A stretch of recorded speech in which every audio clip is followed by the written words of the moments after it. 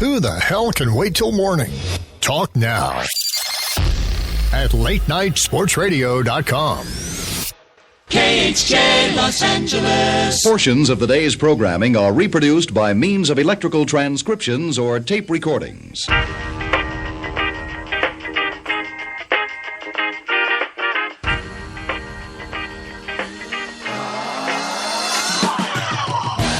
Oh, watch me whip. Watch me nay-nay. It's 87 Sports Fans Live. Keith Grieve, and he's one of your illustrious hosts, and that's me.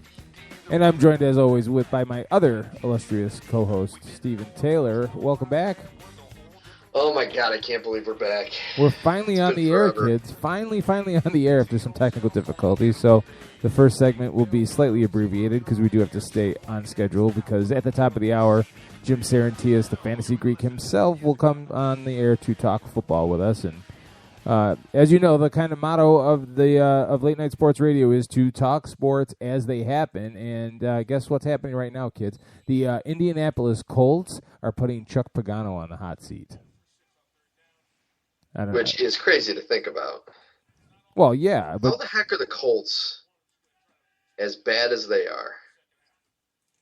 You know, with what's supposedly supposed to be the best quarterback in the league, the best passer anyway. You can fight over him or Aaron Rodgers, and on the right week, Phillip Rivers, although not last week.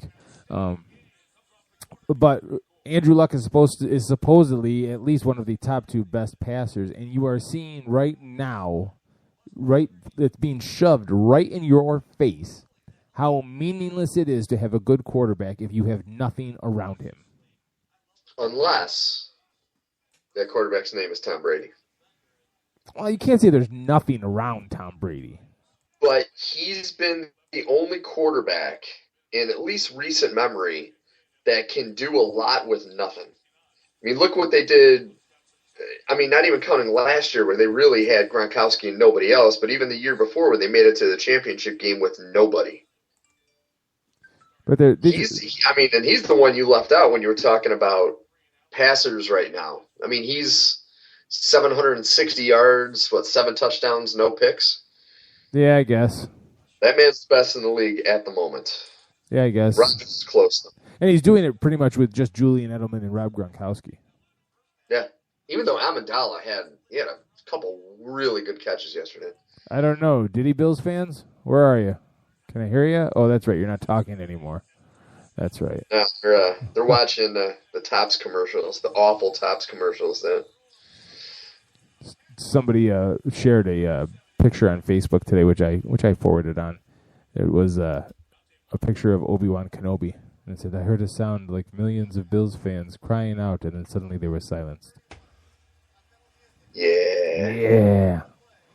Which, it was funny because going into it, I'm like, I really don't have any love lost for the Patriots, and I actually kind of like this Bills team because they're brash, they beat the snot out of people physically, stuff like that. I don't really have anything against this Bills team, but it's going to be absolutely freaking hysterical if they lose this game.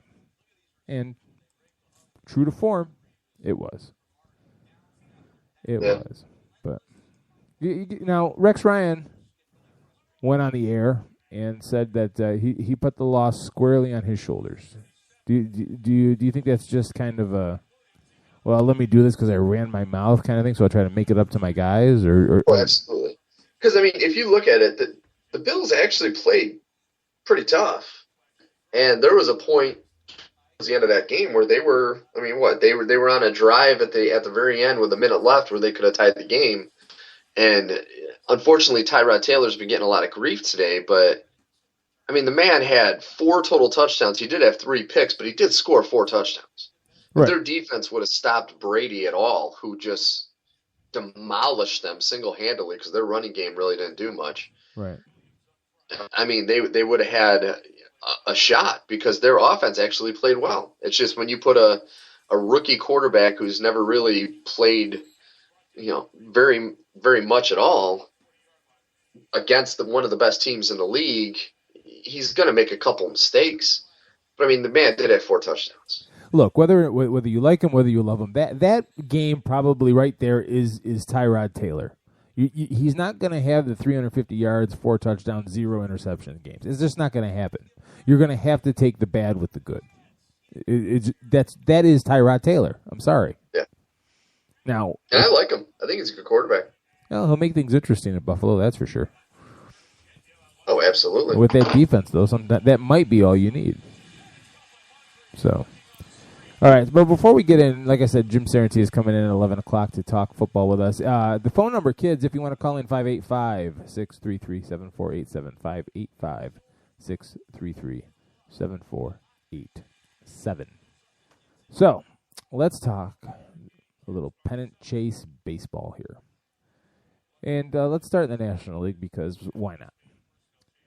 Now, if the playoffs started today, you have the Cubs and the Pirates facing off in the one-game wild card. And the winner of that playing the St. Louis Cardinals, who have the best record in the majors. That would be a fantastic couple of days of baseball, watching the NL Central just beat the snot out of each other. And in the meantime, the New York Mets, the darlings of Major League Baseball, for their resurgency, would face the Dodgers. Now, if you are a Mets fan, and you are like I am, and you're glowing over this 84-65 record, you have to be very, very scared. Because the thing is, the Mets really haven't beaten anybody that's been any good.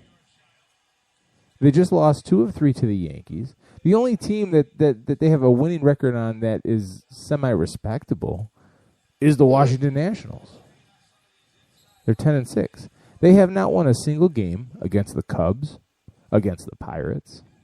They're 3-4 against the Cardinals. Go figure that. The best team in baseball, they're semi-respectable against. They're 4-3 against the Dodgers. So they might stand a chance. But if you watch how they have shied away, like they sweep the Braves, they sweep the Nationals, but then they lose 2 or 3 to the Marlins. They lose 2 or 3 to the Yankees. Not that the Yankees are a bad team, but you got to get amped up. And, last night the Matt Harvey innings debacle kind of reared its ugly head because he pitched 5 innings, and that was it because we got to save him for the playoffs. And then the very next inning, Hansel Robles gives up 5 runs. It was a disaster. So, I don't know. Based on what the Dodgers did last year and running up their record against a bad division and then losing in the first round, I kind of see that as the ceiling for the Mets this year. What do you think of that? See, it's tough to say. You look at a team like the Mets. If you follow them like you and I have just through you pretty much, they're an enigma right now because they're a team that usually has melted down a month ago. So I look at them. I can't make any kind of prediction when it comes to them because you never know. They're in almost uncharted territory right now. I mean, when was the last time they made it to the World Series? That was against the Yankees, wasn't it? Yeah, the Subway Series. Back in like Piazza days? 2000. So it's been 15 years since they made it to the big show. So honestly, for me, I would be, I don't know if I would say optimistic. I would be cautious. And I would be happy with them just being at this position because this is a step in the right direction, especially as poorly as they played the last couple seasons. If you are a Mets fan, you are cheering for the Cardinals to prevail because you do not want any part of the Cubs or the Pirates because you have not been able to do anything against them. Yeah. And you got to watch the Cubs. Yeah, I mean, gosh. Because the Cubs, if they make it to the playoffs, that could be enough to push them and give them the motivation that, hundreds and thousands of fans across this country, millions probably of fans across this country who don't watch baseball will get on the bandwagon because the Cubs haven't won in so long, and all of a sudden they are going to get the kind of momentum they would need. And you look at the Cubs and how they break down against the playoff teams. Like I said, they're 7-0 against the Mets. They are 10-6 against the Pirates. They're 8-11 against the Cardinals, and they are 3-4 against the Dodgers as well. But they've put together some big winning streaks down the stretch. They just lost yesterday, but but that was that preceded a 5-game winning streak. They had another 5-game winning streak that ended on September 9th. They had a 6-game winning streak that ended on August 25th. So they're winning in bunches. They had a 10-game winning streak back in August. That team is streaking. And, again, when it comes down to the postseason, it's all a question of pitching, and we all know the Mets have the pitching. But their big three, Harvey, Syndergaard, and DeGrom, Harvey was lights out last night, but before that, he wasn't as spot on as he can be. You have to be very, very leery if you're a Mets fan. Just enjoy this excitement. Because if Cespedes goes on another 0-for-18 streak after getting hit in the elbow like he did before last night's double, there is nothing to cheer about anymore. And if they make it to the World Series, I think everybody needs to watch the movie Frequency. So now in the American League, if the season ended today, you'd have the Astros and the Yankees in a 1-game playoff. Then the winner of that playing the Royals, and the Rangers and the Blue Jays facing off. Who would be your favorite out of the American League? Out of those, the Astros, the Yankees, the Royals, the Rangers, or the Blue Jays? I'd have to go Royals. Even though the Rangers have been really turning it on as of late. No one saw that coming, by the way. No. I mean, they've been playing out there, you know what. But I think the Royals were a team of destiny last year, and this year they actually have proven that it wasn't just a one-shot deal. And I look at that team, and I just got a feeling about it. I really do. I mean, they don't have the best road record, but if they can keep winning through the rest of the season, they're definitely going to have home field, at least through the American League. And to me, that makes a huge difference. Well, you got to be able to just kind of hold serve. If you can play 500 ball on the road and win at home, you'll be good. Exactly. And they're one of the best teams at home by far. So the crazy Astros, which still blows my mind. The Royals are 3-4 against Toronto, 3-4 against Texas, 2-4 against the Yankees, and 2-4 against Houston. So they have not matched up well against the playoff teams. Mm. My pick is going to be the Toronto Blue Jays, and just because of my previous assertion, I say every year that hitting and running will win you games, but pitching wins you championships. And I think Toronto is just loaded with arms. Loaded with arms. And you look at their record against the playoff teams, they're 4-3 against the Royals, 4-2 against the Rangers, 11-5 against the Yankees, 3-4 against Houston. I like how you said that quietly. 3-4 against Houston. 3-4 against Houston. Wouldn't it be great if we somehow end up with a Mets-Astros World Series and nobody will know who the hell to cheer for?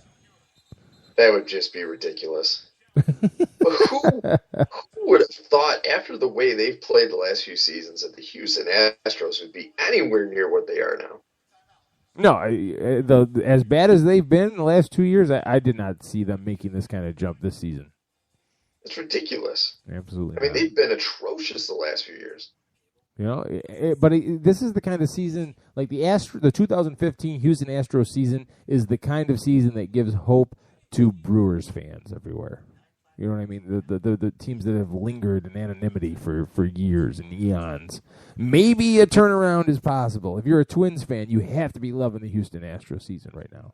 If you're a San Diego Padres fan, you are loving the Houston Astros season right now. But for no other reason than it gives you hope that maybe one day someone will push the right button and it'll be your turn. Well, I mean, you could say that about just the Kansas City Royals. Yeah. I mean, what they've done the last couple seasons, if that's going to give, and that'll give people hope above anything else. I mean, that team was a toilet bowl for years. Yep. And now, but all of a sudden, like a phoenix. They built that team over time. Yes, they did. Did it the right way. All right, well, that's your abbreviated first segment due to technical difficulty. Sorry, folks. We like talking baseball. We really do. But we got to take a break. When we get back, we're going to talk a little NBA offseason talk.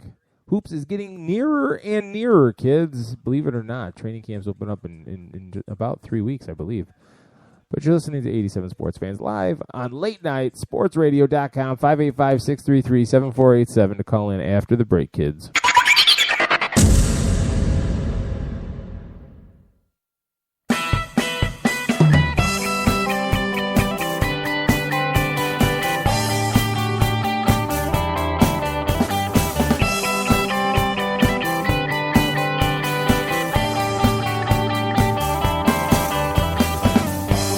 Something shines in your eyes tonight.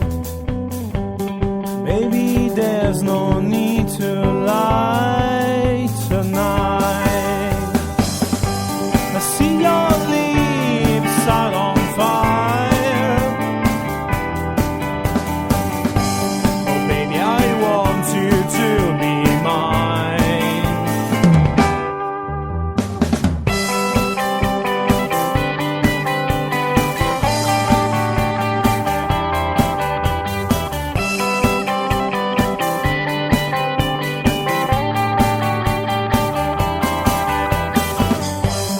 Catch me, baby, I'm waiting for you. So come on, break the rules. The time is right, the time's tonight. Let it start and you won't stop. Let it start and I won't stop.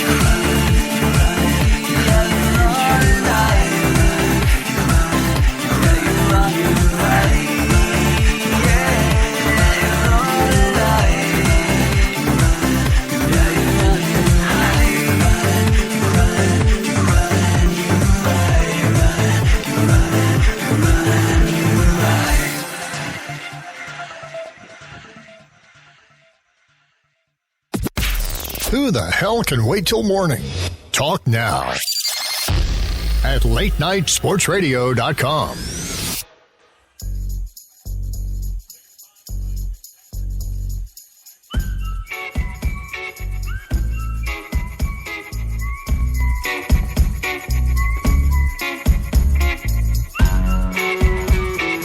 '87 Sports Fans Live. It's segment numero dos. For those of you that don't speak Spanish, that means it's segment number dos. 5856. Number dos. It's numero dos, Keith. Sorry. 585-633-7487. 585-633-7487 if you want to call in at any time. Hell, even if we are not on the air, you can call that number and leave a voicemail. We will include it in the next show. We actually did have a voicemail a couple weeks ago, but we weren't. Was it one of these fake things? I keep getting these fake requests on Skype from, I don't know if it's porn sites or something, saying, "Oh, Candy Cane 12 wants to be friends with you." I'm like, what the heck is this? The Skype is atrocious for that. Okay, I got Daisy Kisses 30, Delicious Paw 92, Velvet Cakes with a Z 34, and Applesauce Mama 46. Applesauce Mama? Applesauce.mama 46. Those are legitimate names. Applesauce Mama. I have. So, what image? Like, what do you think that Applesauce Mama looks like in real life? A mom made out of applesauce. I have this image in my head of just this. I don't know. It's just not pretty. It's bad. It's so bad. It's bad. It's very bad. Very, very bad. You're very bad man. You're very bad man. Very bad. Very bad man. I'm trying to figure out how to access past voicemails because I didn't delete the message. It was about the first Michigan game. And it was pretty classic. Oh, the one where they got destroyed? Yeah. And all anyone could talk about was Jim Harbaugh? Yeah, pretty much. Because that's what they do, you know. So what about that Alabama game? Losing to Ole Miss, and now everyone is talking about, oh, Nick Saban's done. Oh, you know what? It's so stupid. People are stupid. Yep. I mean, you really are just... If you even entertained that, you're stupid. I'm sorry. It's that simple. Because there was another overreaction. Oh, NFL Week 1. Oh, Jameis Winston's going to be a bust. Oh, shut up. Yeah. I laughed pretty hard about that. Shut up. He faces a Dick LeBeau defense Week 1 and looks like a rookie. And you're ready to freaking call him a bust. The Bucs picked the wrong quarterback. What? Absolutely not. Overreaction central here. Oh, yeah. Overreaction Monday is one of the greatest days of the year for football. Yeah. After that first Monday, and all of a sudden you have all these people who've done bad, and then you have all these guys that did great. The only reaction that I think was dead on is when people were giving Philadelphia a bunch of garbage, because boy, they are not good. Oh, the Eagles? Yeah. I bet they wish they had DeMarco Murray, LaShawn McCoy back, because he had a rough first game because of that hamstring, but he looked pretty good yesterday. There was a meme that it was DeMarco Murray on the Cowboys. It says, "Hi, I'm Cowboys DeMarco Murray, and I have DirecTV, and I'm Philadelphia Eagles DeMarco Murray, and I have cable." Nice. kind of funny. Not gonna lie. Well, what was it I heard today? He's on par to have 88 yards this year. He's on target right now to have 88 total yards all year. Yeah, I love stats like that. It's just fantastic. It's great because after 2 games, a guy that was as dominant as he was last year to be on par for 88 total yards is it's mind-blowing. It's mind-blowing. Chip Kelly is an idiot. Period. End of story. He's an arrogant, egocentric idiot. He wants to think that he's a Bill Belichick, and he's not even in the same discussion. Well, what was really wrong with that Eagles team that you had to blow it apart like that? I don't I don't want to hear about the racist bullcrap and stuff like that. What about last year's or the last 2 years, really, Eagles team? Did you really think was that bad that you had to blow it up?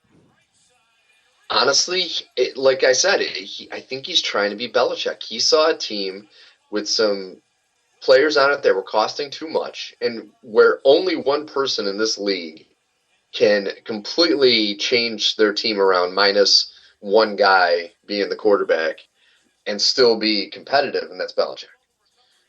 And so they looked at their roster and Chip Kelly, and it's been noted that he thought they could cut some money, and they tried to move some stuff around and then got a running back in DeMarco Murray who is completely wrong for his system.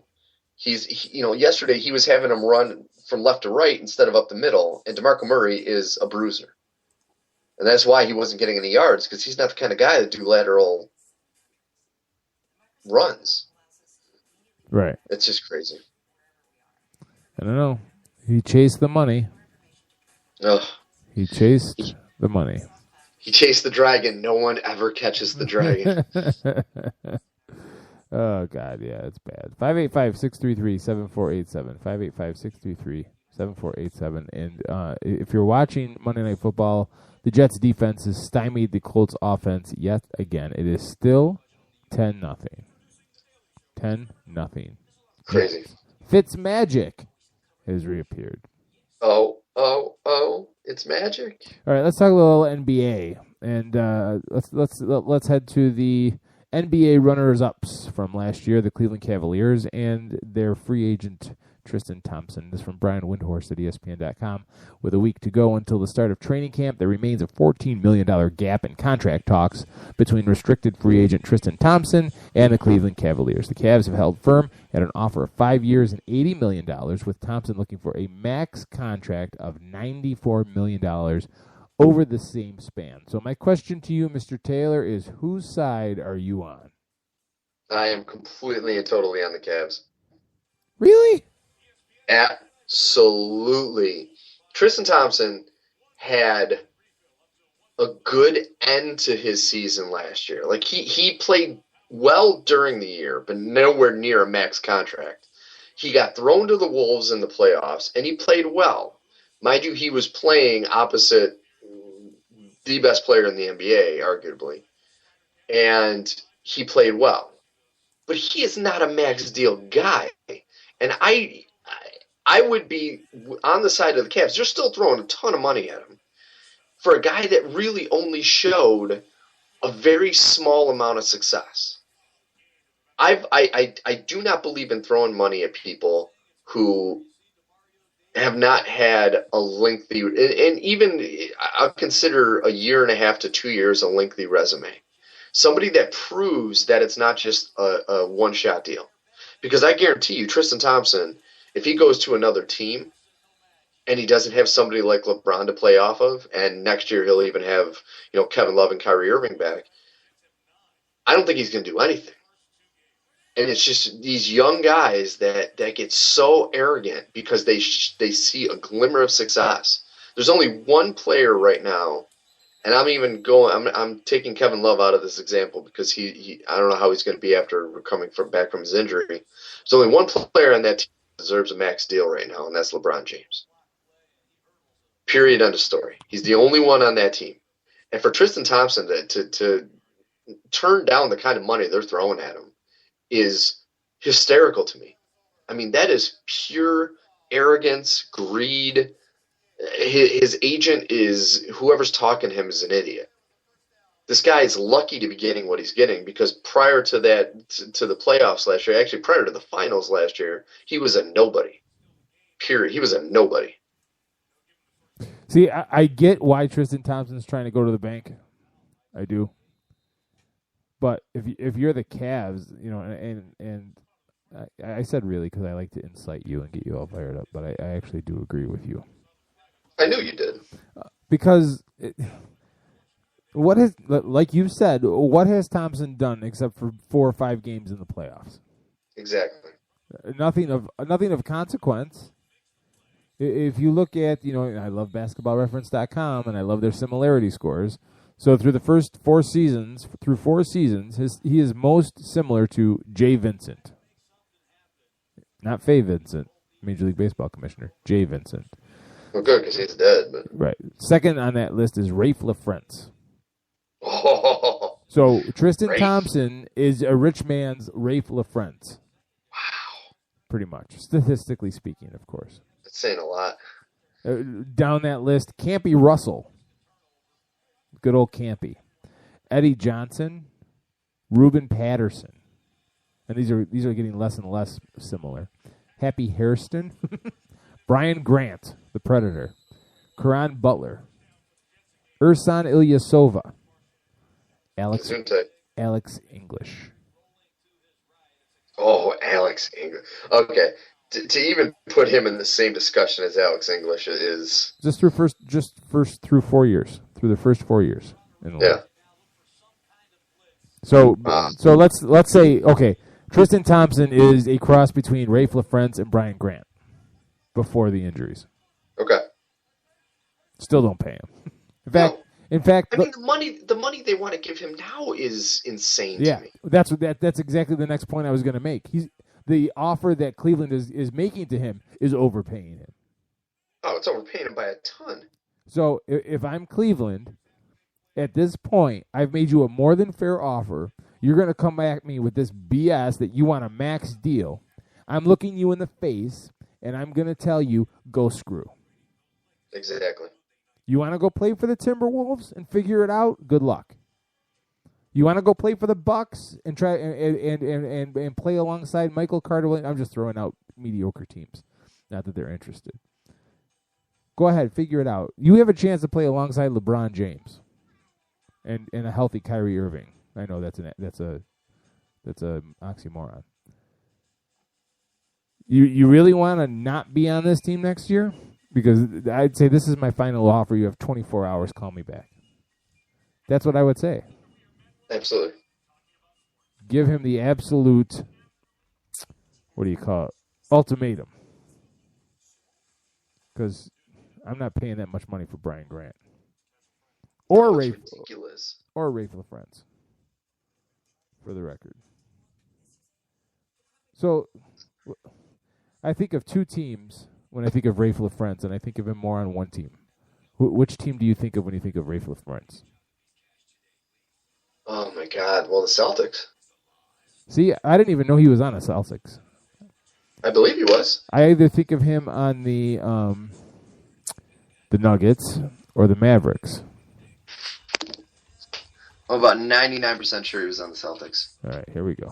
How do you spell his name? This is what's great about talking sports, folks, because now Rafe LaFrentz is topical right now. He was no, he's on the Celtics, 2004 to 2006. That's what I thought. He went Nuggets to Mavericks to Celtics, and then finished up on the Portland Trailblazers. Because I remember they made a big deal when they got him, and they're like, "Oh, he's a missing cog." I was like, "No, he's not a missing cog. He's a missing piece to something." Yeah, piece of garbage. Well, he did have in 2004-2005. He played in 80 games, had a 17.3 efficiency rating. That's not nothing. Yeah, that's not nothing. He was at the ripe old age of 28 there. No, that's crazy. Yeah, good old LaFrentz. Freaking LaFrentz. Rafe. So. In other basketball news, I'm going to jump around here, but the sad news: Moses Malone passed away. Moses Malone was one of those guys who was kind of at the end of the road when I started following basketball. I mean, he did play until what in the mid '90s officially. He finished up on the Spurs in '95. I remember him on the Hawks. That's when I was watching basketball. But he's most famous for being a Philadelphia 76er. Which he was on the Sixers for a very, very short amount of time. No, he was on the Sixers 83 to 94. I thought he was on shorter than that. Well, see, look. So it says 83 to... he was 83 to 84. Yeah, because it says he was on the Bullets in 87. in 88, and the Hawks in 89. Let me look this Oh, up you know here what it real was? quick. No, he I'm was. pretty sure he wasn't. He was on the Sixers from 82 to 86, and then went back to the Sixers in 94. Yeah.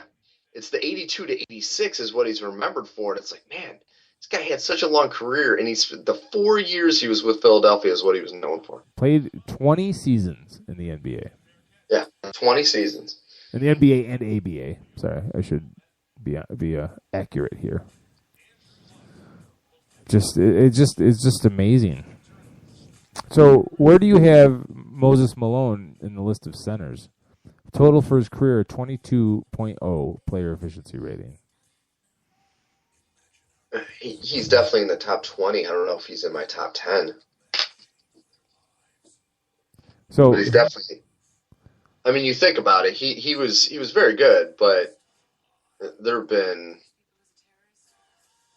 quite a few centers ahead of him.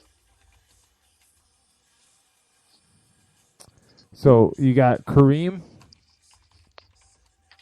you got Shaq, in no order. This is not in order. Kareem, Shaq, Russell.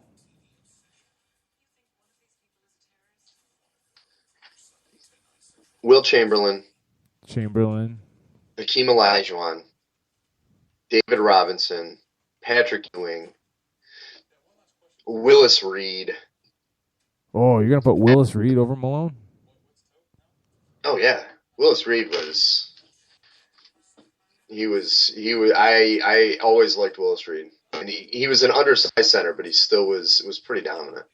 I mean, you have to put George Mikan on there. Yep, absolutely. And then, I mean, right now you have to consider him a center, Tim Duncan.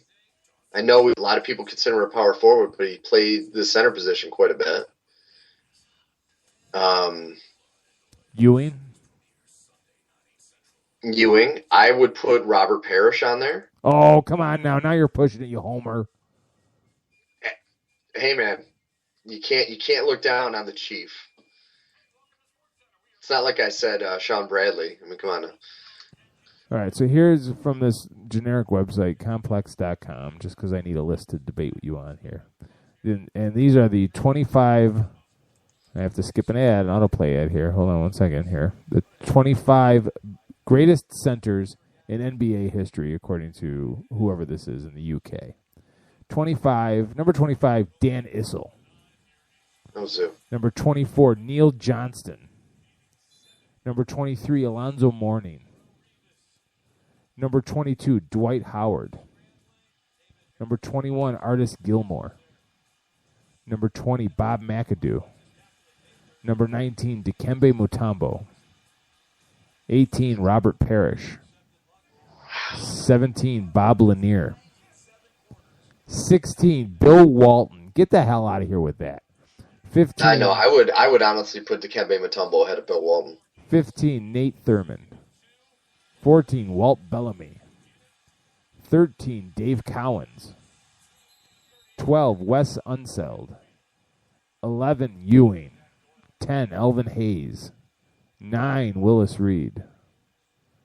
8, David Robinson. 7, George Mikan. 6, Moses Malone. 5, Shaquille O'Neal. 4, Hakeem. 3, Wilt. Then Kareem and Bill Russell, number 1 of all time. Moses Malone is the 6th best center of all time.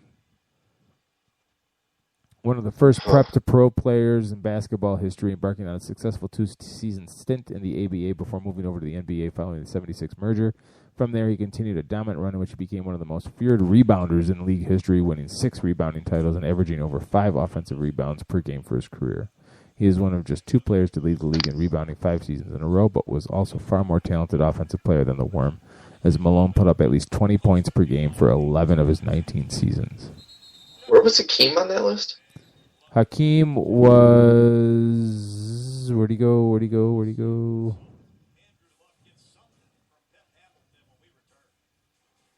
Did I pass him or was he in the top? Hold on, I got to count backwards here. Russell, Kareem, Wilt. Hakeem was 4th. Oh, okay. Then Shaq. then Moses Malone. So Moses Malone, according to this list, is somewhere between Shaq and George Mikan. Interesting. See, I don't know if I would go with that. Yeah, it's a good conversation starter here. Yeah, and once again, you have to decide where you put Tim Duncan on this list. I think for most of his career he was a power forward. So I think you have to consider that. But you look at it's just strange nowadays with the way these 7-footers, some of them are playing power forward instead of center. When we look back, and if you were 7 foot back in the 80s, even 90s, you were a center. You were not a power forward. See, the problem I have with Moses Malone is that he shot less than 50% from the floor for his career. He shot 76% from the free throw line, which is actually pretty good for a center these days. You know, you look at his per game averages. He where's his points per game? 20.3 points per game for his career. And that's with averaging 4.5, 5.3, and 2.9 the last 3 seasons. Yeah. I don't know if I'd put him in the top 10. I'll go top. I wouldn't put him in the top 10. I'll go top 20. Yeah, see, like I said, top 20. I don't. I mean, it sounds bad, but it's just, I never looked at him as really the dominating center. I mean, when you think of somebody's centers we talked about, they were dominant. Yeah, I mean, they were unstoppable. To be in the top 10, you have to be able to dominate offensively and defensively. Exactly. Moses Malone was never a dominant offensive player. No. All right, there you go. There's your NBA hardwood talk here on 87 Sports Fans Live. When we come back, Jim Sarantias, the Fantasy Greek himself, from thefantasygreek.com, will join us to talk a little football and fantasy football. You're listening to 87 Sports Fans Live, on Late Night Sports Radio.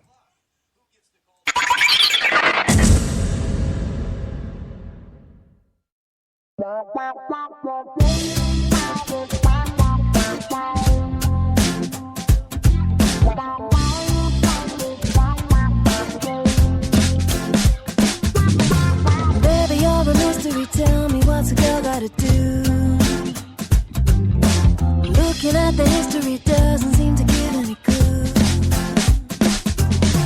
Just when I think I understand it all, you seem to unravel so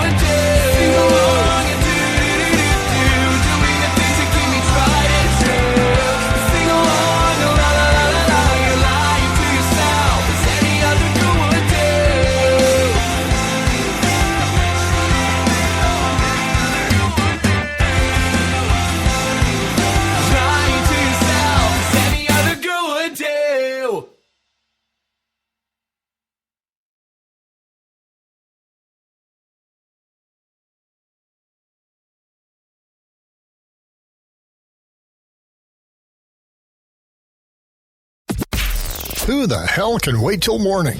Talk now at latenightsportsradio.com.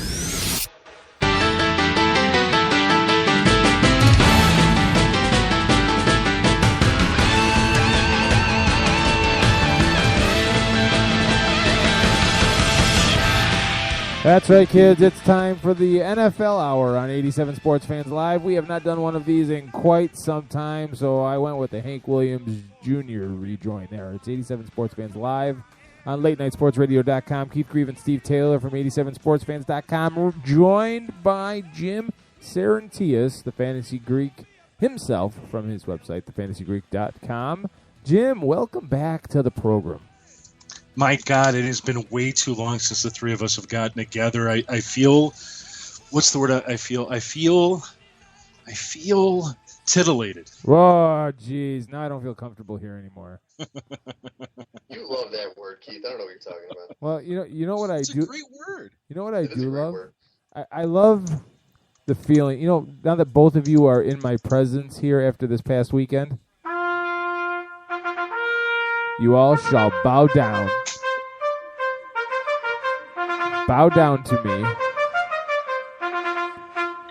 because I played you both in fantasy football and destroyed you both. I am the ruler Yes. of the universe for right now. Are we not both still 1-1 in the league, Keith? Doesn't matter. I slaughtered matters. you. Slaughtered you. Yeah. So. I can't. I thought I had you when I had both Jamal Charles and Peyton Manning in my lineup going. It looked pretty. A couple of your guys that really shouldn't have had good weeks ended up coming up big. So Yeah. I don't know that I'd call that a win. You want to talk about overly tinkering with your lineup? My brother's girlfriend is in our league, me and Steve's league, and she left Deion Lewis and Julian Edelman on her bench. Oh. She did? She did. She left 60 points on her bench. Wow. Oh, Jesus. Because she's a Bills fan and couldn't play the Patriots, I bet. I'm going to assume that was the... She's smart enough to know you don't side with your team when it comes to fantasy. Hell, I only start one bear, and that's Robbie Gold, and I feel pretty safe, and he had a good week. Well, in Jim's league, I didn't show up to the draft, and I got auto-drafted Aaron Rodgers, so I had to trade him because I can't root for him. Oh, come on. Okay, that's just crazy. Hey, I made a good trade, though. I got Justin Forsett and Larry Fitzgerald for him. That's all you got for Aaron Rodgers? Yeah, that's all I wanted. Wow. I could not root for a Packer. Wow. I could not discount. That's a horrible trade. Well, I you know what? I'm 2-0 in that league, so something's working. Who was your trade again? It was Aaron Rodgers, and you got in return. I got Justin Forsett and Larry Fitzgerald, I believe. I don't think that was a bad trade at all. I mean, you got a number one running back, for a number one quarterback, plus they kick in a wide receiver who actually this past weekend. That's why I lost. He had 3 TDs. Yep. That's not why you lost. You lost because you were playing the glory that is me. Oh my God. Anywho. You wonder why we haven't all been together on the radio in a few months. Right? Yeah. So, we're talking football and NFL Week 2 action, and as we look at the Monday night game here, the Colts are trying frantically to come back. They are trailing the New York Jets 10-7 with 7:56 to go, but Ryan Fitzmagic is leading the Jets down the field. It's 1st and 10 right now from the Colts' 36-yard line, and he's taking a shot to the end zone and off the hands of who's number 17 for the Jets? 17 is Owusu, I think. Is that how you say his name? Yeah, what he said. Owusu. So. Gesundheit. Yes, exactly. So the Jets look to be on the way to putting this game away. Jim, what's your take on the Colts? Steve and I talked about this a little bit in the first segment. What's your take on the Colts right now? Their offensive line is not doing a very good job of protecting Andrew Luck. I mean, and the receivers are not getting open in man-to-man coverage. Period. There's just I didn't get to watch the Bills game last week. I mean, I only saw some of the highlights and some plays, but it looked like to be the same problem. Everybody was just up in his grill, and you're not gonna you're not going to have an easy time scoring when that's going on. What they should do is actually roll them out of the pocket and in some play action and get the ball moving downfield. Right. But do you think? Wow, that sounded so exciting. Well, Right. because it is. But it's like, Right. there just seems to be nothing on this Colts team besides Andrew Luck right now. I mean, T.Y. Hilton is dependent on Andrew Luck, and they can't get him untracked. Yeah. So, I don't know. If you're Jim Irsay, Ryan Grigson, are you thinking about that maybe Chuck Pagano's not the guy? Sure. I mean, this is a team that the last few seasons, they've improved every single season in terms of how deep they've gone into the playoffs. They certainly control, at least as of right now, the AFC South. But if they can't get to the championship game, I something's missing. They made some offseason acquisitions that really should be working. I mean, you add Andre Johnson, you add Frank Gore.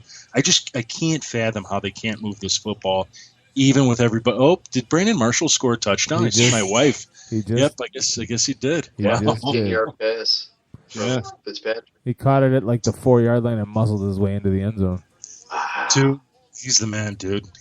I got him in a couple leagues. I was so happy because he fell so far, and everybody was just like, "Oh, we can't draft him. We can't draft him." And I'm just like, "Yeah, you can. Just don't draft him, right away." And he's just been a boon as a bench player, So if you're the Jets and Geno comes off the injured list, are you even entertaining the thought? no. Oh my God, no. No. The only person who would be bringing that up is the GM that drafted him.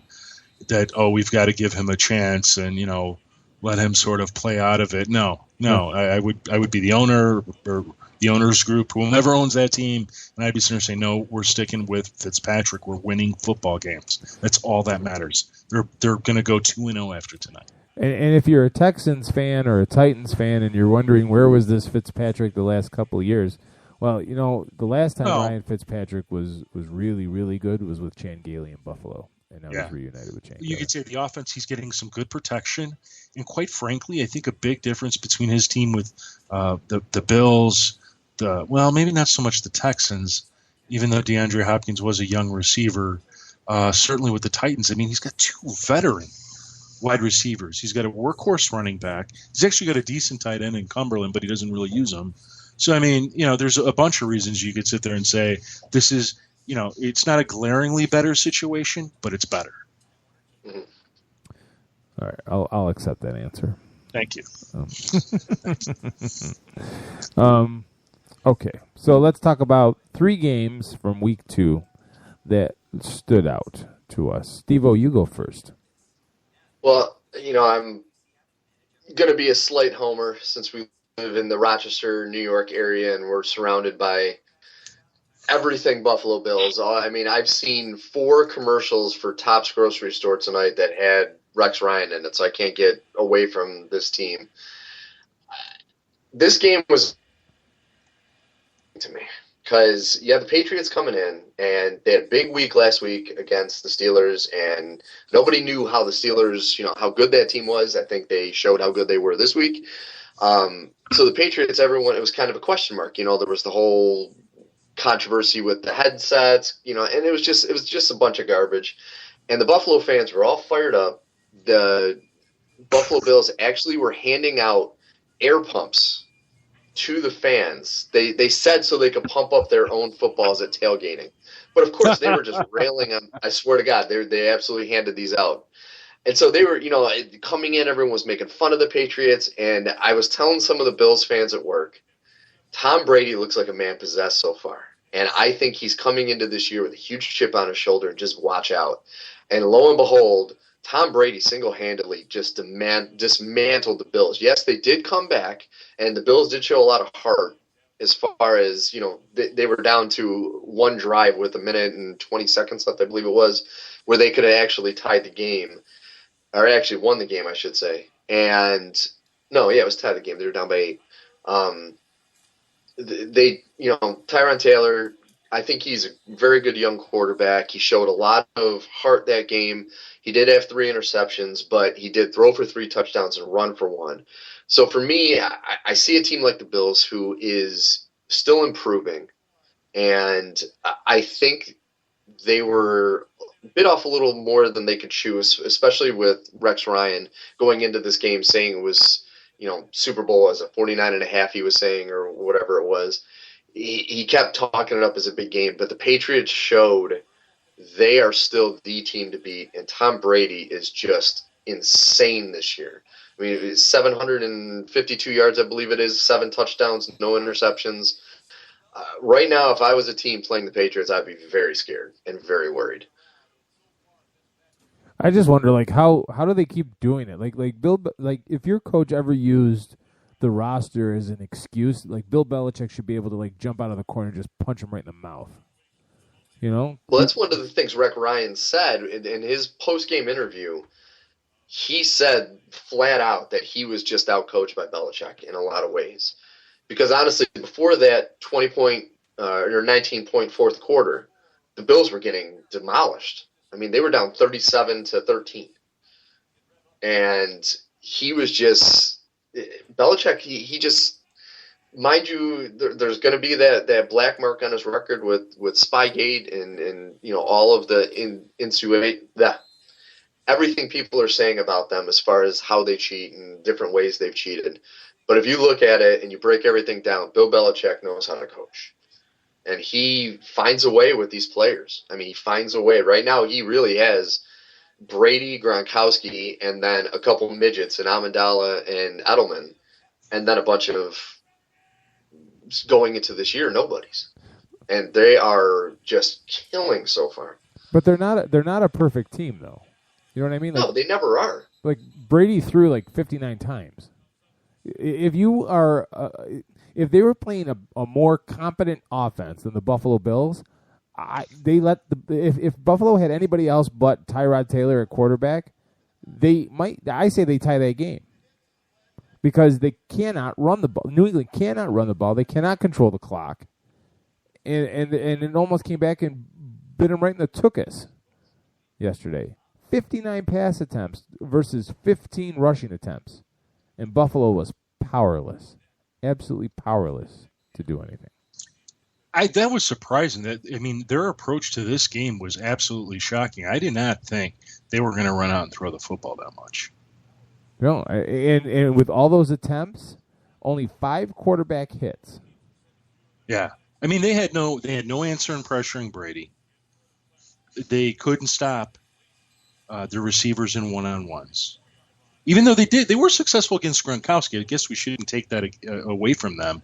He had 1 touchdown compared to the week before. But he caught 7 balls for 113 yards. Yeah, but let's say he caught 113 yards and had 0 touchdowns, we wouldn't be complaining. Right. So, it's better than 3 touchdowns. What was the final score? It was 40 to 32. Yeah, if we did this show last week and one of you guys said, I'm taking this game to go over 50 points, I would have laughed. Mm-hmm. I would have said, there's no way. This game is probably going to be 40 points, somewhere around there, at best. The Patriots got to the quarterback 10 times. 10 hits. 10 hits on 30 attempts, 30 pass attempts. Yeah. That's not counting dropbacks. I think, to me, if you're going to get to the Patriots, you got to blitz your corners. You got to send a guy every other play, and his point is to hit Tom, hit him. Even if he throws the ball away, hit him.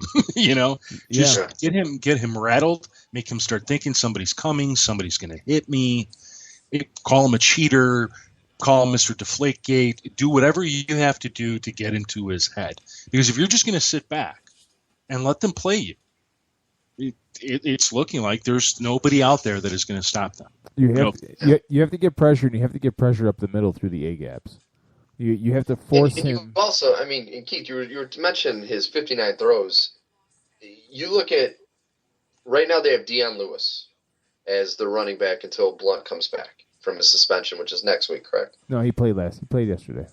They did play yesterday. The Bills, the first week, held the Colts with, you could say, arguably a little bit of a better rushing attack to 64 yards. So the Patriots could have easily have gone in there knowing they were going to pass, knowing that the Bills have a better rushing game. So, I mean, you don't really know why. You know, if something, obviously it was going right with him throwing the ball, and until it goes wrong, I would have just, and like you said, they were getting pressure on him, so why wouldn't you have him just throw it 59 times? Yeah, 59 times, completed 38. He's the best player on the field, and he's not getting hit. He had Have him throw. He had 8 more completions than Tyrod Taylor had attempts.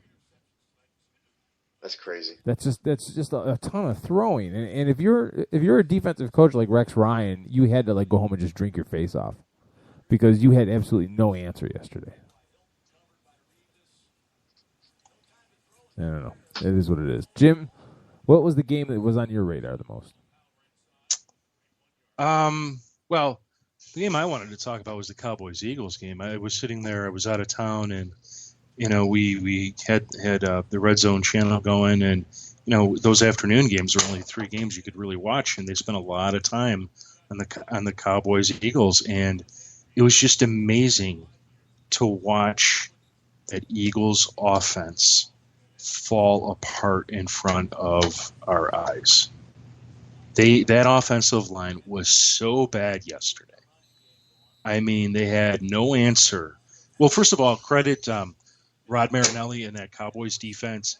They knew exactly when the Eagles were going to run, and I thought, Chip Kelly has been running this so long, and he just took it for granted. Nobody could figure a way to get to the run. I mean, they were showing run every single time. And I would sit there and I go, "You're going to run the ball. Don't run the ball right now. Don't run the ball," because every single Dallas Cowboys defensive lineman, linebacker started moving up, knowing exactly they were going to run the ball. And as soon as they snapped the ball, they shot the gaps. And DeMarco Murray was going nowhere. Right. Nowhere. They should have done is pass the football. And in that regard, Sam Bradford was terrible. I mean, I don't know what happened in 1 week. Last week you could have chalked it up to, hey, it's a little rusty, a little nerves, first game of the year. But this week it was just bad. And you can't wait until the fourth quarter to throw your first touchdown in a modern NFL game. So, at the end of the day, the Eagles are they're 0-2 now. Mm-hmm. And they're going to be battling for their life in a tough NFC East division that, thankfully for them, you've got the Cowboys now turning to the Cowboys, who are going to be without Tony Romo for roughly 6-8 weeks. They're going to be without Des Bryant roughly 6 to 8 weeks or longer. But they've got a great defense. Brandon Whedon just doesn't need to give things away. I mean, if he could just play a modest, just like the Jets tonight, just a modest offense. Doesn't have to be a big scoring offense. You get just 2 touchdowns, whether it's 2 pass touchdowns, 1 pass, 1 rush, a few field goals, and let the defense do the rest of the work. Yep. That's it. There was 24 starting quarterbacks yesterday that had more rushing yards than DeMarco Murray. Isn't that crazy? That's insane. That's ridiculous. That's insane. That's absolutely ridiculous. Yeah. I mean, it's funny. Last year I was at the Bears-Eagles preseason game, and the Bears were able to shut down LaShawn McCoy every time he touched the ball in exactly the same way that the Cowboys did yesterday. And it was one of the things that concerned me going into last year's regular season. But I don't know, somehow nobody picked up on it. Nobody, they just let the Eagles walk right all over them. And yesterday, Rod Marinelli, he just studied the film. Maybe he saw some people have some good luck, in defending the rush, got their tape, looked at what they were doing, and said, this is how I'm going to handle this. And he handled it. The big blow in that game also was the Dallas Cowboys losing Tony Romo to a fractured clavicle. Huge. And Brandon, Did I mention that he got hurt? Well, yeah, but I want to talk about Brandon Whedon. 7 of 7 for 73 yards.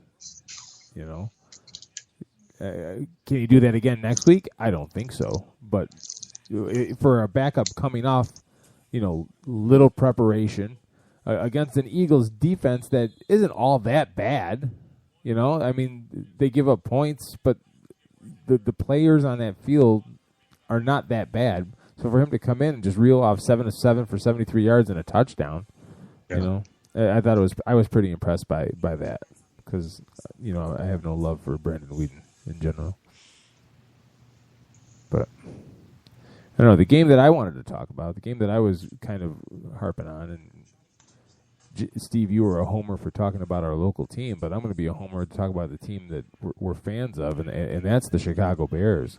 Oof. And losing you really want to talk about them on purpose? Losing to the Arizona Cardinals. Well, look, because they made Larry Fitzgerald look like a rookie. All right. Remember when Larry Fitzgerald was questioning whether to come back this year or not, or at least there was reports of him questioning whether he was coming back this year or not. 8 catches for 112 yards, 3 touchdowns, and a demotion in the Bears secondary. Kyle Fuller benched for Terrence Mitchell by the end of the game. Kyle Fuller being the last year's first-round draft pick. The last first-round draft pick of Phil Emery. Thank God. But now, for the Bears, your season is in absolute disarray. Now the Bears are marching into Seattle with Jimmy Clausen at quarterback for 2 weeks while Jay Cutler nurses his hamstring. And you know what?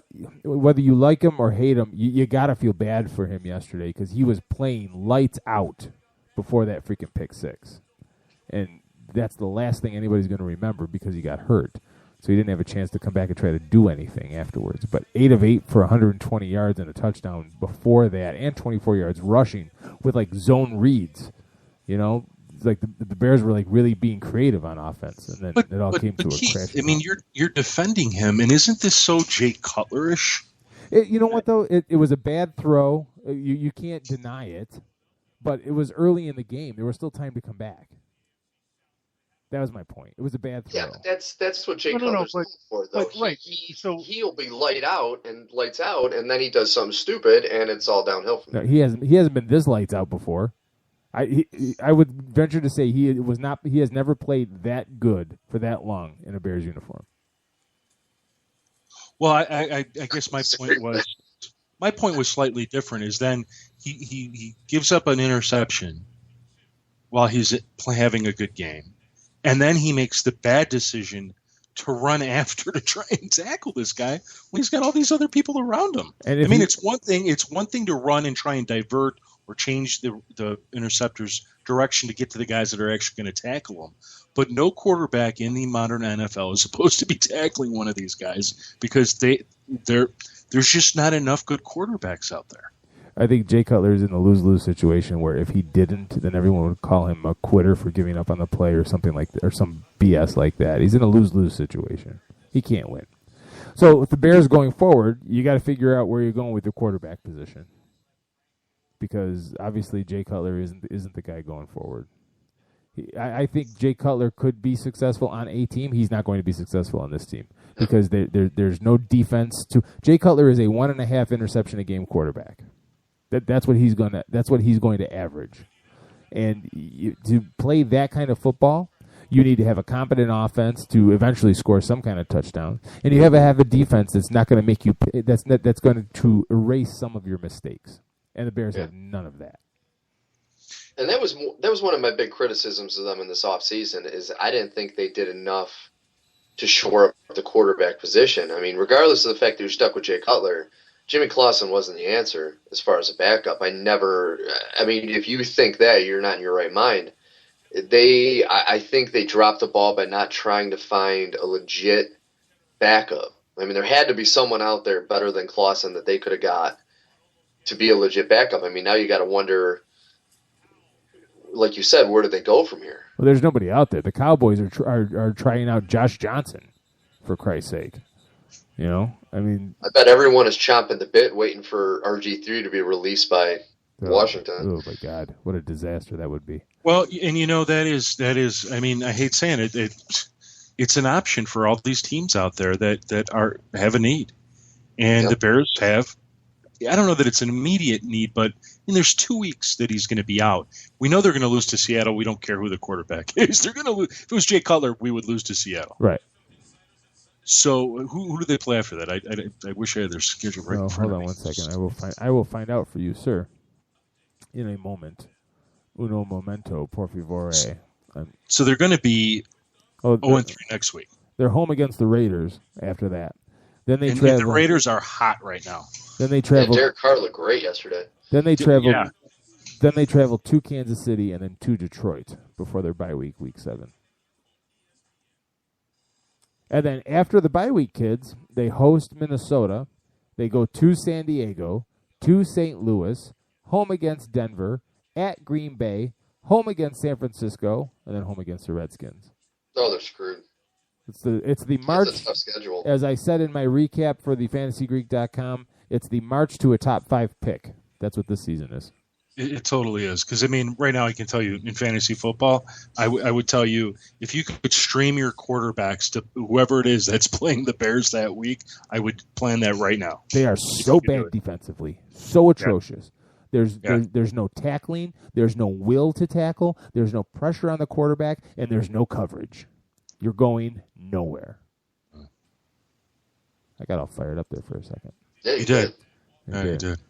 All right, well, let's You take. okay? You need a towel? I think I'm okay. I think I'm okay. I'm gonna go take a pill. I'll be back in a minute. This game is just about over, so week 3 is winding up. The Jets are going to beat the Colts 17-7. There's a minute 42 left in this game. And you know who called it? The FantasyGreek.com. You did, and I did. Well, that puts you at 8-8 for the week. Though we both had atrocious weeks. Yeah, and that puts me. There's some, this week is you discover yourself in week 2, and you discover the players out there. It's no surprise to see sort of things go haywire. That puts me at 6-10. So we'll talk about week 3 coming up a little early, but you know what? Week 2 is already dead and buried. So what are we waiting for? We'll take a quick short break, and when we come back, week 3 talk here on 87 Sports Fans Live on LateNightSportsRadio.com.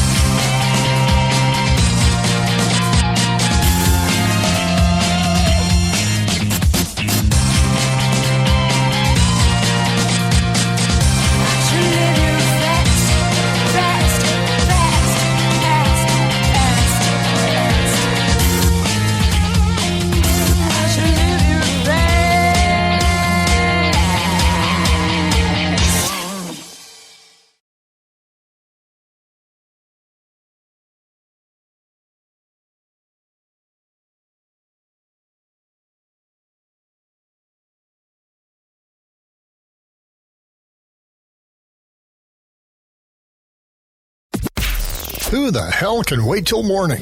Talk now at latenightsportsradio.com.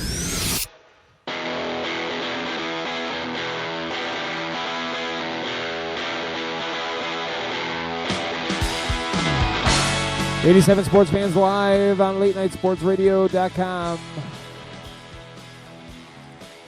Talking NFL with Jim Sarantias, the Fantasy Greek himself from thefantasygreek.com. Head over there for all of your in-depth fantasy football advice.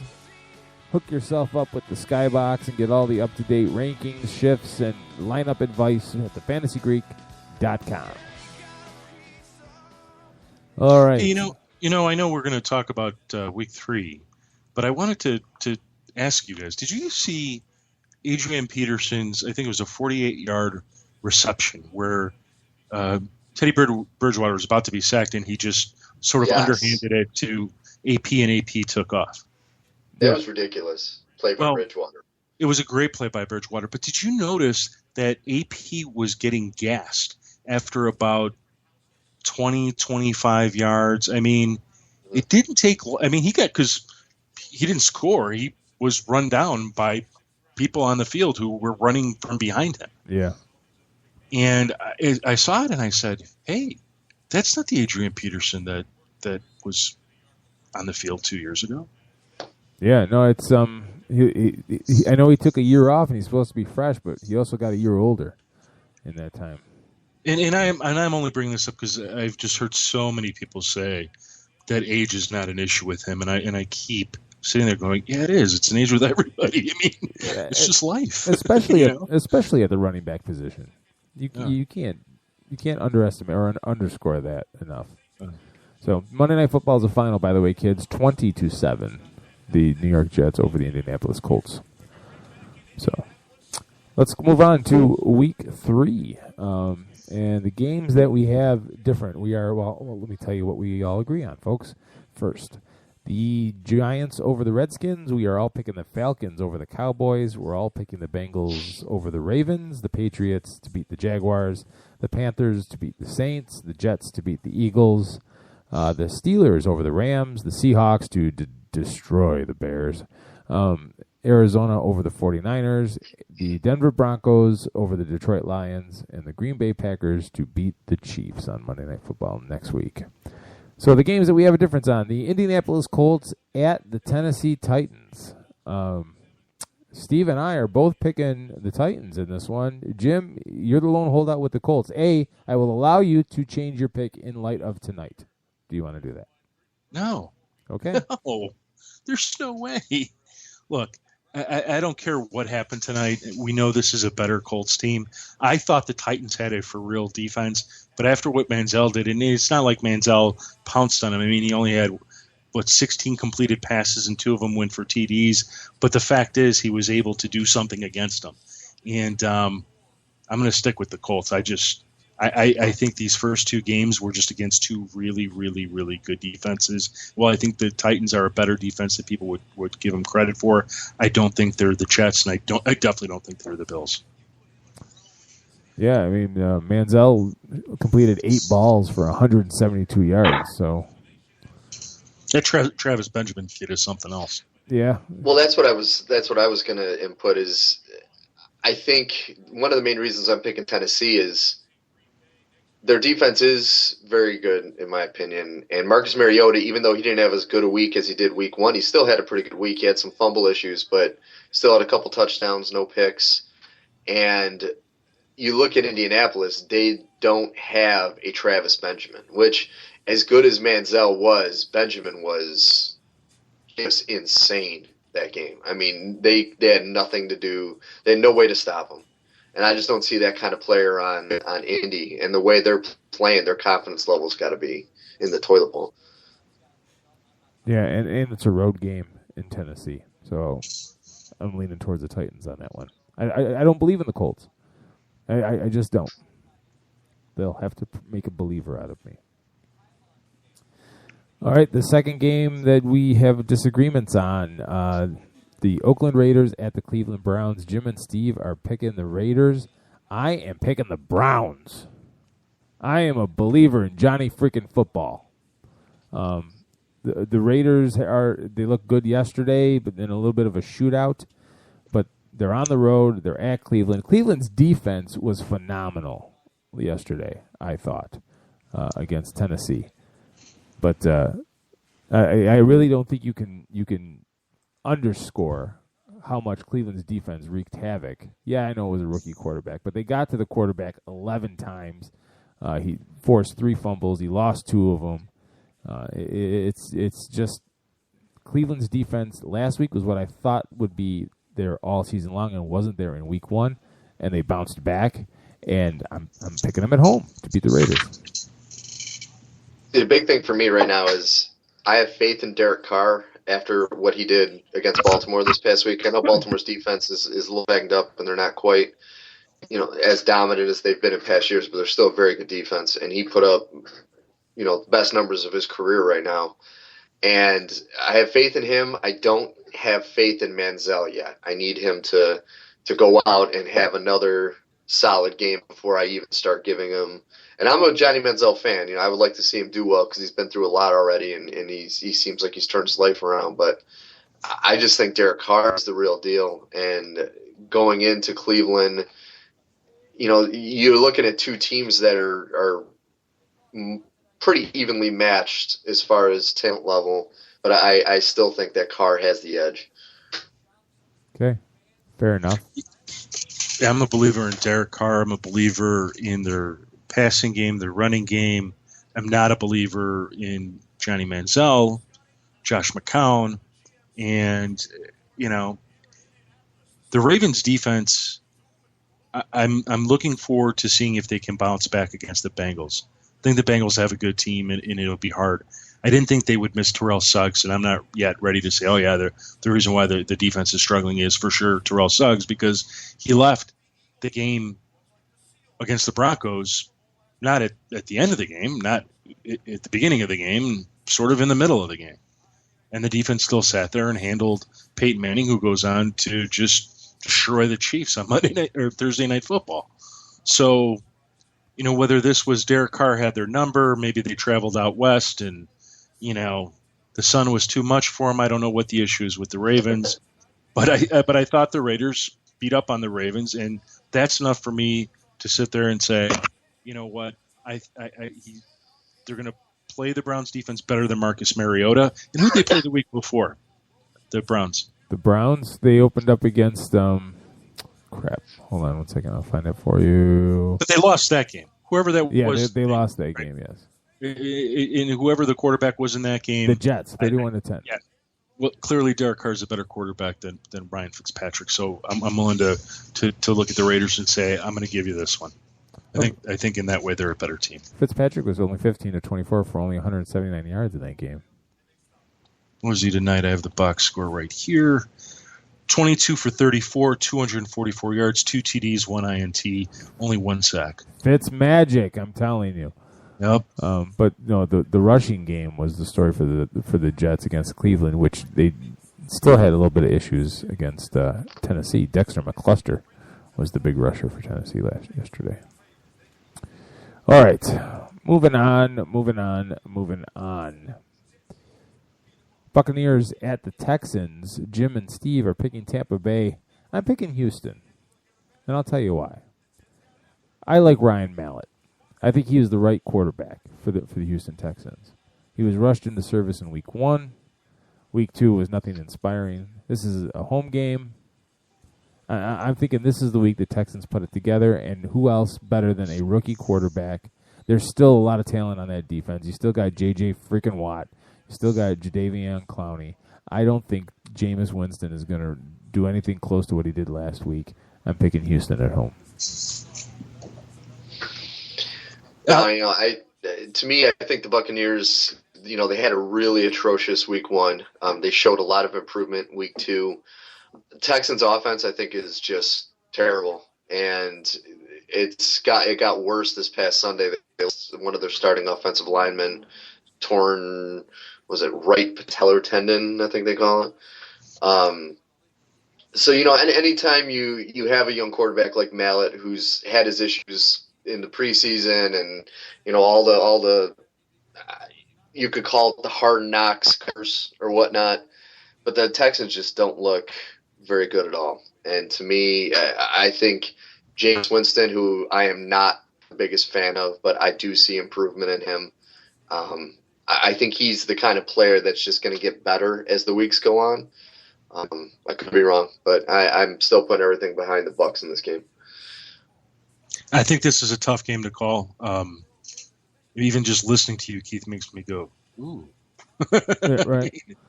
Well, you bring up some good points. And because you look at the game against the Saints, and the Saints defense is just no comparison to the Texans. But I like what we see in Winston. I'm concerned about the Texans' offense. I'm not. Ryan Mallett may be the right quarterback for that team, but I just don't know that they're going to get anything more out of him than they might get from Hoyer. Like, my perspective is that Hoyer has a higher ceiling than Mallett, and on that I could be wrong. I don't get to watch the guy practice every day, but that's my concern. Like, for example, DeAndre Hopkins, he had a difficult time connecting with him this past weekend, and I know DeAndre was covered very well, but the issue is he's a great wide receiver, and you need to throw the football to him because you ain't got much else on the field. You got to let him go out there and make the plays. And if they fail to sort of develop that, I just, put the Texans on there, and let's say Jameis Winston throws a couple TDs and a couple interceptions. Could the Texans win the game? Sure, but I'd rather hang my head on the Bucs right now while they're winning, because winning breeds winning. Well, and the thing the Texans have to figure out first and foremost is how to not have Ryan Mallett throw the ball 58 times like he did last week. I didn't even realize he threw it that much. I mean, what I saw, it seemed like he was struggling. He was 27 of 58 for 244 yards. They ran the ball 23 times for 61 yards. Yeah, they were having no success on the ground. Yeah, that is the big question mark, I think, for the Texans offense. On defense, they only gave up 350 total yards. That's not a whole hell of a lot. They gained 300 on their own. Time of possession was 5 minutes towards Carolina's favor. They each had a turnover. They gave up 25 first downs to Carolina. Houston got 21. So there wasn't any kind of glaring defensive deficiency there, except for the fact that the offense couldn't keep up its end of the bargain. I got a feeling about this week. I think the Texans get off the schneid here against Tampa. Suspect defense. All right. Well, and I may change my mind when it comes to actually doing the fantasy Greek picks, but anyway. Okay. The Chargers at the Vikings. Steve and I are picking the Vikings. Jim, you're riding the Chargers. Yeah. I mean, I'm going to ride the Chargers. Why not? They put up plenty of points this weekend. I think they'll put up plenty of points against that Viking defense. I'm really impressed by Teddy Bridgewater last week. Week 1, not so much. Didn't do anything to really blow anybody's hair back. But he responded pretty big yesterday, I thought, against Detroit, who, they don't have Ndamukong Suh anymore, but they're still a pretty good defense. And Bridgewater was 14 of 18 for 153 yards. Not blowing anybody's hair back, but that's efficient. He had the nice little highlight finger flip to Adrian Peterson, who took it for 49 yards. But I like where Minnesota's going at the quarterback position there. I actually like them defensively. They got Detroit to cough up 3 turnovers. I kind of think up and up, looking on the up and up, and I can't talk. A home game for Minnesota. I don't. With San Diego losing that game to Cincinnati, I know Cincinnati's a pretty good team. I think that was a game they could have won and maybe should have won yesterday, and it just leaves a sour taste in my mouth. Mm-hmm. No, I'm with you, Keith. I'm on the Teddy Bridgewater bandwagon right now, and you look at this past week against the Bengals. You could say the first week the Lions, their rushing attack is really not much, and the Bengals is the first real running game that they faced in the first couple weeks, and Giovanni Bernard had a bang-up game, 123 yards. So I just see, even if Bridgewater does like he did last week and does just well enough, I think Adrian Peterson's going to have a big game. So to me, it's going to be the Bridgewater-Peterson show. All right. One last game that we disagree on, and that's the Bills at the Dolphins. Jim and I are taking Miami. Steve, you believe in Buffalo on the road in Miami. I not only believe in Buffalo on the road because they always play Miami tough, but it just, I don't know. To me, the Dolphins do not seem to be getting off to the start I thought. Because I actually had, a lot of positive thoughts for the Dolphins this year. You get Ndamukong Suh, you have Tannehill come back, you have a good young team. But, they barely got past the Redskins, and then they lose to the Jaguars. And there's been talk of Ndamukong Suh actually having issues with the defensive coordinator and not listening to the defensive coordinator. So to me, I just don't know how well this team is gelling. And right now, Buffalo, like I said, this past week, they got embarrassed for the majority of the game against the Patriots, and they still found a way to come back. And the one thing I always give the Bills is no matter who their coach is, they seem to be a very tough team, a very motivated team. And this year they have talent. They have a better coaching staff. And I have a lot of faith in Tyron Taylor. LaShawn McCoy looked a lot better. Their defense is looking good. I know they got shredded by Tom Brady, but Tannehill is not a Tom Brady. So to me, I just think this is going to be a big rebound game for Buffalo. And really, it's one they, in my opinion, have to win. They have to keep up with the Patriots. And so Buffalo has to win this game. I'm looking at Miami being at home. It's a rivalry game. The problem yesterday for Miami, again, another team that couldn't run the ball to save their life. 16 carries for 42 yards. Lamar Miller, 10 carries for 14 yards. Everyone expected him to have a breakout season. It hasn't happened yet. I know it's only 2 games. But Tannehill, 30 of 44 for 359 yards, 2 touchdowns, no interceptions. He did all he could. And if you're a fantasy football, player, good luck if you had Jake Stoneburner and Damian Williams as the one catching touchdown passes for the Dolphins. If you did, I totally commend you for that. But I think Miami is. I think the defense is a push, maybe with a slight edge to Buffalo.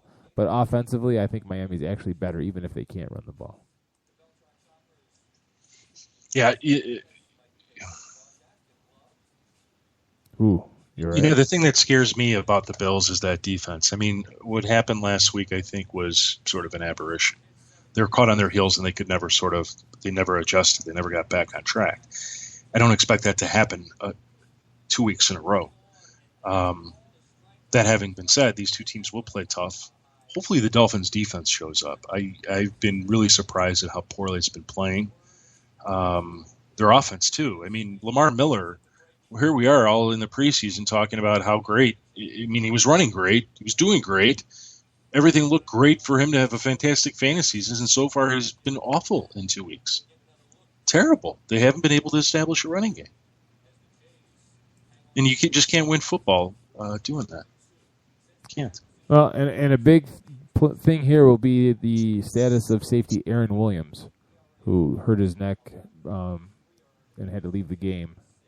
And yesterday he was released from the hospital, so wait to see whether he's able to make a go of it in this game. Because without him, he's a big piece of that secondary. I think that that tilts it a little bit more in Miami's favor.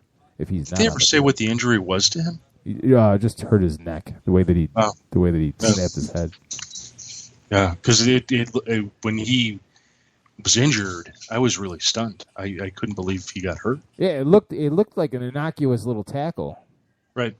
But I guess the way that his bones in his neck kind of collided or jilted or whatever you want to call it was enough to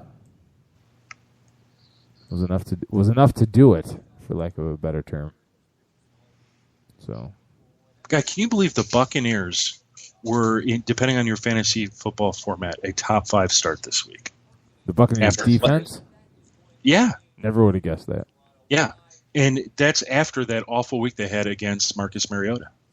Yeah. And I actually started the Bucs defense week 1 because I figured they were at home. It's a Lovie Smith defense, and they're going against a rookie quarterback in his first game, and he just demolished.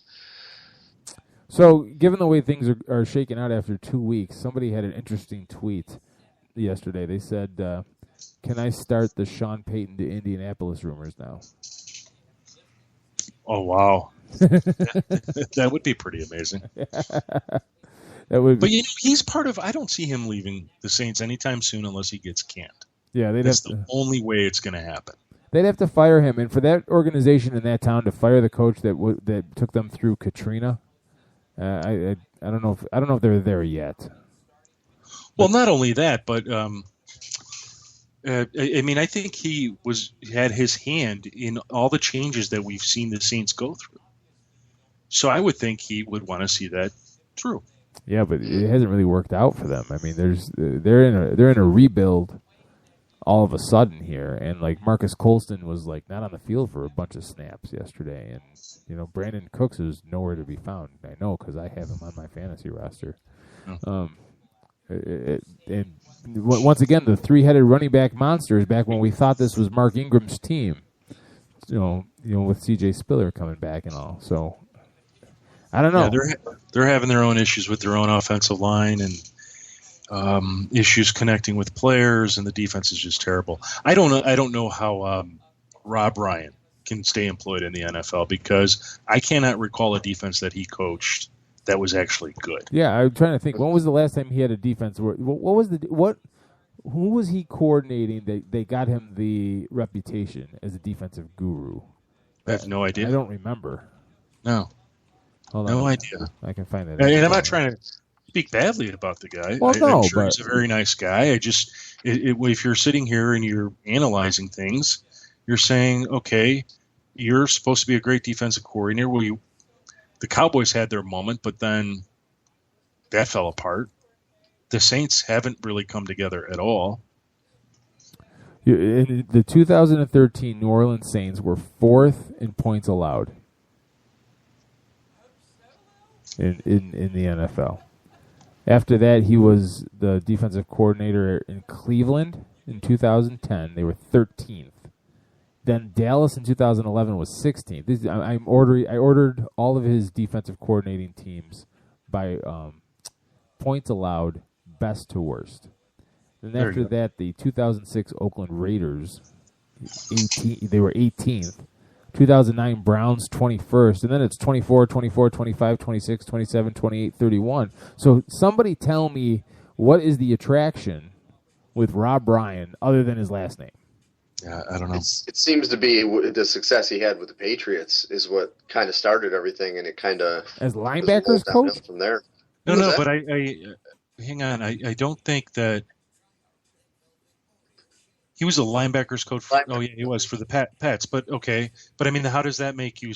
I mean, I understand how somebody can move to be a defensive coordinator from a linebacker position, but now that he's been a defensive coordinator for more than 10 years, you kind of look at the body of work and you say, okay, what have you done? In 1996, if you went to Hutchinson, Kansas Community College and had Rob Ryan as your defensive coordinator, how lucky do you feel to say you played for Rob Ryan? Anyway, but as far as the NFL goes, you can't tell me what this guy brings to the table that makes him have to be employed in the NFL. I don't get it. I just don't. And with that, we are out of time, folks. Thank you for tuning in to 87 Sports Fans Live. Hopefully every Monday night going forward here at 10 p.m. Eastern Time at latenightsportsradio.com. Catch us tomorrow night. We have the Hold 1005 show, an all wrestling podcast, and also the Box Seats with Bob Sullivan and Alex B. Smith talking about all of your sports betting angles. Wednesday night, catch the Fantasy Greeks NFL Power Hour starts and sits in 60 minutes at 11 p.m. Eastern Time. And on Thursday, it's the Johnny Babo Show, 10 p.m. Eastern Time. Have a good week, everybody. post-game show is brought to you by... Christ, I can't find it. The hell with it.